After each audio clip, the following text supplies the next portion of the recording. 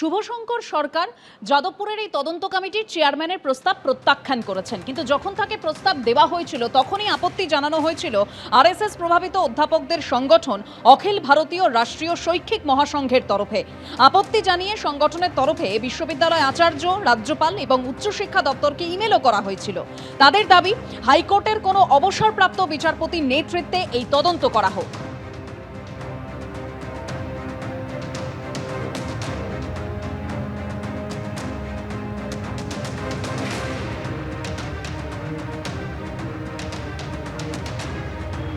আমাদের আপত্তি কমিটিতে যে দুজন আছেন তাদেরকে নিয়ে, স্পেসিফিক্যালি যিনি চেয়ারম্যান আছেন কমিটিতে, প্রফেসর শুভশঙ্কর সরকার।